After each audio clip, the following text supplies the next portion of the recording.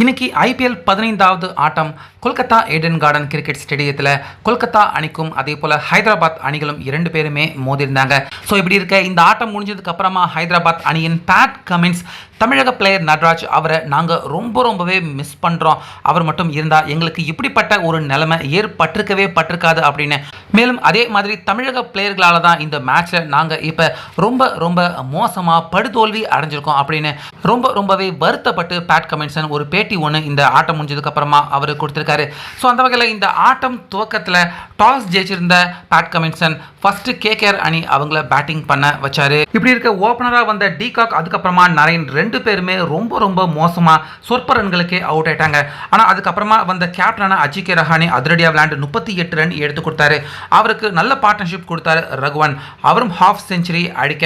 அடுத்ததாக கடைசி நேரத்தில் நம்ம தமிழக பிளேயர் வெங்கடேஷ் ஐயர் செம்மையாக பேட்டிங் பண்ணார். அசால்ட்டா சிக்ஸர்களை பறக்க விட்டு 29 பந்துக்கே 60 ரன்கள் எடுத்து கொடுத்தாரு. அதே போல் ரிங்கு சிங் அவருடைய பங்குக்கு 32 ரன்கள் அதிரடியாக எடுக்க கேகேஆர் அணியின் ஸ்கோர் ஒரு கட்டத்தில் 150 கூட எடுக்க மாட்டாங்க அப்படின்னு பார்த்தா 200 ரன்னை கரெக்டாக கேகேஆர் அணி அவங்க எடுத்துட்டாங்க. இப்படி இருக்க இந்த டஃப்பான ஸ்கோரை சேசிங் பண்ணுறதுக்காக வந்த ஹைதராபாத் அணி அவங்கள பொறுத்த வரைக்கும் 200 ரன் அப்படிங்கிறதெல்லாம் ரொம்ப சாதாரணமான விஷயம். டிராவிஸ் ஹெட், அபிஷேக் சர்மா இப்படி எல்லாருமே இருக்காங்க, பயங்கரமாக பொழந்து கட்டி சீக்கிரமாக மேட்சை முடிச்சிருவாங்க அப்படின்னு பார்த்தா டிராவிஸ் ஹெட் 4 ரன்னுக்கு அவுட் ஆயிட்டாரு. அபிஷேக் சர்மா 2 ரன் தான் எடுத்தாரு. அதே போல இஷான் கிஷன் அவரும் 2 ரன் தான் எடுத்தாரு.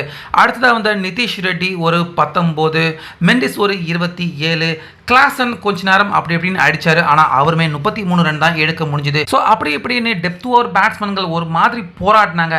ஆனாலுமே இந்த மேட்ச்ல கடைசியாக அவங்களால வெற்றியின் கிட்ட கூட வர முடியல. ரொம்ப மோசமாக தோல்வி அடைஞ்சதுக்கு அப்புறமா தோல்வியை பற்றி பேட் கமின்சன் அவர் என்ன சொல்லியிருந்தாரு அப்படின்னா, தமிழக பிளேயர் நட்ராஜ் அவரை கண்டிப்பாக நாங்கள் ரொம்பவே மிஸ் பண்ணுறோம். ஒரு கட்டத்தில் கேகேஆர் அணியின் பக்கம் முக்கியமான விக்கெட்டுகளை எடுத்துட்டோம். ஆனால் அஜிகே ரஹானே, ரகுவன், வெங்கடேஷ் ஐயர் இவங்க 3 பேருமே அற்புதமாக விளையாண்டாங்க. நட்ராஜ் அவர் மட்டும் இப்போ ஹைதராபாத் அணியில் இருந்திருந்தா கண்டிப்பாக இந்த 3 பேட்ஸ்மேன்களை கண்டிப்பாக எங்களால் சுருட்டியிருக்க முடியும். 200 ரன் கண்டிப்பாக நாங்கள் கேகேஆர் அணியை எடுக்க விட்டுருக்க மாட்டோம் நட்ராஜ் அவர் மட்டும் அணியில் இருந்தா. ஆனால் அவரை தக்க வச்சுக்காம போனது தற்போது எங்களுடைய மிகப்பெரிய ஒரு மைனஸாக தான் நிச்சயமாக நான் பார்க்குறேன். எனக்கு கண்டிப்பாக நட்ராஜ் அவர் இருந்திருந்தா நிச்சயமாக ஹைதராபாத் அணியை இந்த தொடரில் அற்புதமாக விளையாட வச்சிருப்பேன் அப்படின்னு நட்ராஜை மிஸ் பண்ணுறேன் அப்படின்னு பேட் கமின்சன் வருத்தப்பட்டு இந்த பேட்டியை சொல்லியிருந்தார். அதே போல் மற்றொரு தமிழக பிளேயர்கள், அதாவது வருண் சக்கரவர்த்தி அவரும் நல்லா பந்து போட்டிருந்தார். வெங்கடேஷ் ஐயர் அவரும் அற்புதமாக பந்து வீசியிருந்தார். ஸோ ஓவராலாக கொல்கத்தா அணி பக்கம் தமிழக பிளேயர்கள் நல்லா பர்ஃபார்ம் பண்ணியிருக்காங்க. ஆனால் எங்ககிட்ட இருந்த தமிழக பிளேயரை இந்த ஆட்டத்தில் இல்லாமல் நான் மிஸ் பண்ணது கண்டிப்பாக எங்களுடைய தோல்விக்கான காரணம் அப்படின்னு பேட் கமின்சன் இந்த ஆட்டம் தோல்வி அடைஞ்சதுக்கப்புறமா நட்ராஜ் அவரை ஹைதராபாத் அணியில் இருந்து நான் ரொம்பவே மிஸ் பண்ணுறேன், தோல்விக்கான காரணம் அதுதான் அப்படின்னு நம்ம நட்ராஜ் அவரை ரொம்பவே மிஸ் பண்ணுறதா பேட் கமின்சன் வருத்தப்பட்டு இந்த பேட்டியை தோல்விக்கான காரணமாக சொல்லியிருந்தாரு.